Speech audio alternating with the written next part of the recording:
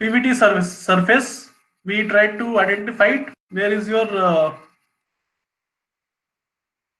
what are the different zones involved? Okay, so we talked about this vapor dome. So inside we have liquid plus vapor. On left side we have liquid, which is at lower specific volume, and then we have vapor, which is at higher specific volume. We also looked into regions containing solid and solid liquid interface. So this is the vapor zone.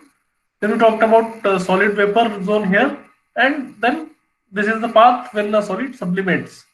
It goes from solid to vapor state. So this is basically all three variables are used: pressure, specific volume, and temperature. Similarly, we talked about two different cases. One will be substance that contracts on freezing, and substance that expands on fitting. For which a very common example is water. So that can be, the difference can be looked from here. So if you see solid is getting the volume is getting reduced, then it becomes liquid. Here, if you look at this particular line, so the volume of the solid is, once the solid melts, the volume is increasing. This is moving in positive x direction, and this is going in negative x direction, and that was the reason for dotted line in this plot. So we have dotted line here because it is hidden behind this surface. This is that surface which is shown as dotted line in that plot. Okay, so when we talked about defining the mixture properties, so well, see, for this course, most of the numericals or examples that we'll see, we are mostly interested in liquid and vapor systems that contain either liquid or vapor or a mixture of both.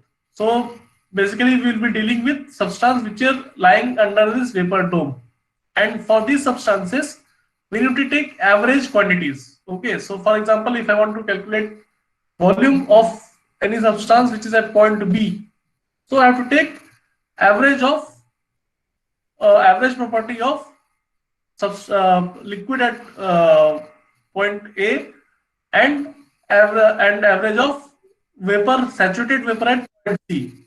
So any property at point B will be an weighted average of liquid, saturated liquid at point A and saturated vapor at point C. So similarly, all other properties are calculated. And so what I explained that day, UF or any property with F subscript is standing for liquid, and FG is standing for the difference between liquid and gas. Okay, that if you look at the table, you can find out these columns. So you will have column for F, G, properties with subscript G, and FG. So these three columns will be there. So you can either use VG and VF. So you need to use if you're using VF and VG, so you can use this equation. Otherwise, if you use the difference, then you can use these type of equations. So that comes through practice. Once you look through the tables and we cover some numericals, then you will be more comfortable in this aspect. Moving on, so we have different plots. We have seen PV plot and PVT surface. Now we can also have TS plot. So for TS plot, this is how a vapor zone, vapor dome basically looks, which is our main area of interest. Then these are the different zones. So you have, let me get a pointer. So you have liquid zone here, liquid plus solid zone here, and solid zone here. So we have vapor zone here, and for sublimation it is solid plus vapor zone. So sublimation will happen like this. And we have HS plot. Okay, so this will be used for calculation of steam properties, which we'll study in the next chapter. Okay, so that is so instead of table, you can get a quick reference using this type of plots, which is known as molar chart, HS plot. So in so basically in calculation for steam turbines, we are interested in what is the enthalpy of the fluid which is entering or leaving the system, and what is the entropy. So these are the different lines. So basically, as you can see, This is the plot we are talking about, which is shown in with numbers here. So the red line, dark line shows you the drainage fraction. For example, x is equal to x equal to 1, which means this dark line shows you saturated vapor region. Okay, and these lighter, these thinner red lines are x equal to 0.95, 0.9, 0.85. These are your x values inside. This is your basically your vapor dome, and these are inside your vapor dome. These are different x value or quality percentage for steam.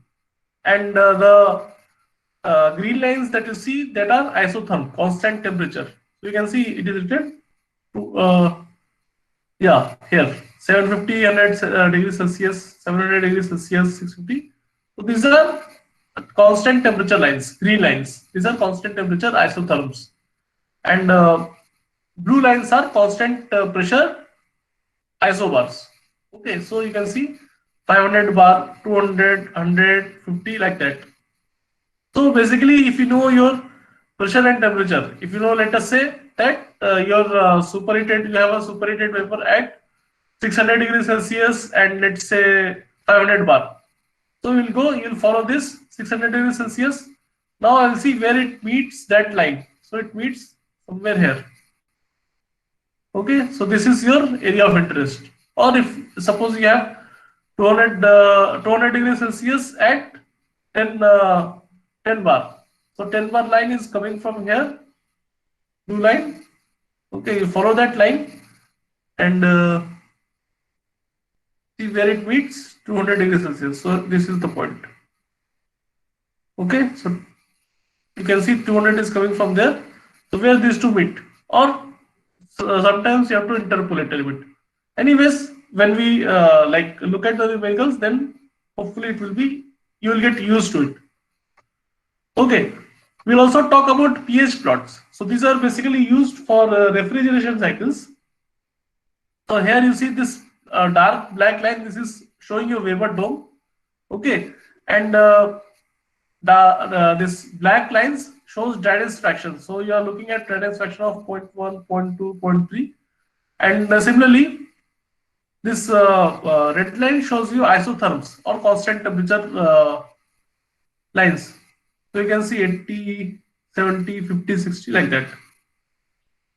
Okay, so again I will say that you can either look at the tables, or for practical cases when we have basically for quick reference, generally people use this type of pH plots.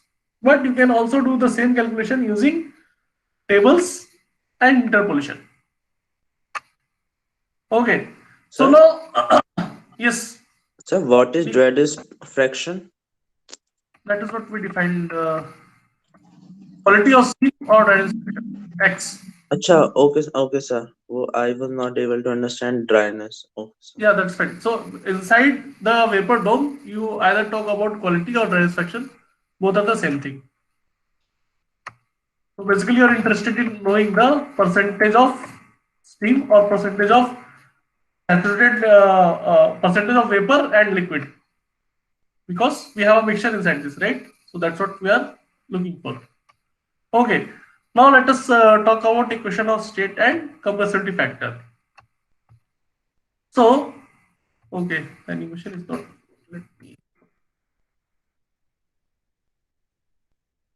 Okay, anyway. So basically, when we talk about ideal gas equation, so this is what we take into consideration. PV is equal to nRT. So let us say R is defined per molar per unit mass. So this is the general form which we use. We assume that it is applicable everywhere. But if you take a closer look, okay, what we'll see is that at these regions we get non-ideal behavior, and ideal behavior is generally observed as high temperature or low pressure. Okay, so either here or these regions. So if you look at this PV plot, okay, you can see that near the critical point we have this number shows the percentage error in calculating properties using this. Okay, so as you can see, we have large errors like 100%, 200% in this region. Whereas if you look at these regions, high temperature and low pressure, which are shaded in blue here, you see that the error is like 0.1%, 2%, which is always less than 1%. So if I have, for example, for the given conditions, if the substance is in this region, it is perfectly fine to use ideal gas equation. Okay, if I use this equation, then I will get error which is less than 1%. So which is perfectly acceptable. Now, but if you use that equation in a region like here, where you have 50% error or 100% error, then it will give you large errors. Okay, and which should be avoided. So what we can do? So we have defined different other equations of state, which will like try to incorporate improvement upon this ideal gas. So one way to look at it is using compressibility factor Z. Okay, so Z will be equal to PV by RT. So if your gas is following ideal gas law or it is behaving ideally, what should be the value of Z? 1. One. P 1. Okay, so for ideal gas it should approach 1, and if it is non-ideal then it will be different from 1. Okay, so it basically tells you how much your substance is deviating from ideal gas behavior. And it should be 1. Okay.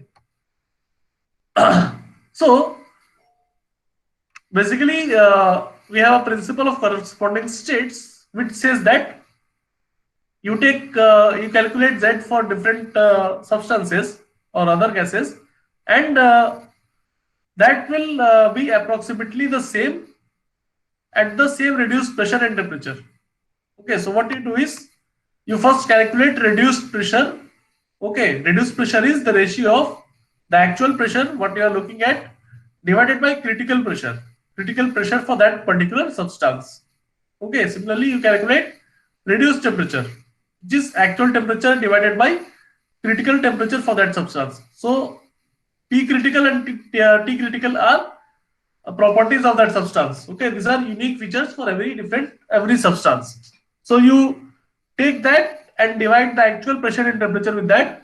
So you will get reduced pressure and temperature. Now you use this reduced pressure and temperature to calculate Z. So what this principle says is that if you calculate Z using reduced pressure and temperature, then you can plot a general plot for Z for different substances, and they behave similarly. So for example, you can look here. So this y-axis shows Z, okay, PV by RT, and this is x-axis is for reduced pressure, okay, PR. So what you can say is that we are having different TR levels, TR which is reduced temperature to 1.5, 1.3, and we see that different substances are following the same trend. Okay, the green curve shows you the trend, and these different symbols are for different substances. So what are the general observation from this trend is that at very low pressures, okay, where PR is much less than 1. So let us say here near to this point, gases behave as an ideal gas regardless of temperature. Okay, so as you see, if your PR is much less than 1, okay, or very close to 0, you see all the gases are approaching Z is equal to 1, which shows ideal gas behavior at this region. All the gases are approaching. So there it is quite acceptable to take ideal gas equation. Use that. Now at high temperatures, okay, where TR is more than 2, okay, so which are that? TR is equal to 2, TR is equal to 1.5. So it has to be above this. So either this line or above this line will give you TR is equal to or more than 2. For that region, ideal gas behavior can be assumed with good accuracy regardless of the pressure. Okay, so you don't worry about the pressure, but in that region you will generally get ideal gas behavior except when PR is much higher than 1. So don't worry about this region, but up to in this region, you will get quite reasonable accuracy while using ideal gas behavior. Now the third point, the deviation of gas from ideal gas behavior is greatest in the vicinity of critical point.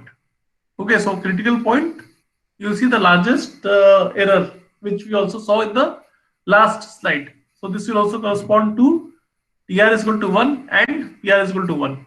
So TR is equal to 1 is this and PR is equal to 1 is this. So this is the region where we get maximum error. It is like 0.2. It should be 1. It is 0.2. It means it is the maximum error or the largest deviation from ideal gas. Okay, near the critical point. So to overcome this issue, we also used Van der Waals equation of state. So EOS stands for equation of state. So this is the Van der Waals equation, and basically we in the ideal gas equation we had two terms, A by V square and minus B, right? So A by V square it takes into account your intermolecular attraction. This was what was neglected in the ideal gas equation. And we also talk about volume occupied by gas molecules, which is given by B. So A is basically 27 R square. This is T critical and P critical. Similarly, B is determined by critical temperature and pressure and using R. Okay. So if you get a numerical on this Van der Waals, you will be either given like find you'll give in some values, and then you have to either find A or B, or let us say A and B are given. You need to find what is the temperature or pressure, something like that. Now the last equation that we'll talk about is virial equation of state. So basically, if you have studied in maths, you might have looked at Taylor series, which is an infinite series. This is similar to that. So we define different coefficients A, B, C, D, which are functions of temperature. Okay, so we define this and we divide by V square, V cube, and so on and so forth. And these equations, these coefficients, they are determined by either carrying out some experiments and doing curve fit. Okay, so I took like let us say 10 values. I measured pressure and temperature, temperature, and volume for a particular experiment, and then let us say fit a curve, and then I try to plot what is A and B, and I can take like 4 terms, 5 terms, so that depends. So these values are known for A, B, C, D. Then you use this equation to calculate pressure, volume, or temperature. Okay. So with that, we'll stop for this chapter is completed. So any questions you can Sir? just let me stop it. Yeah.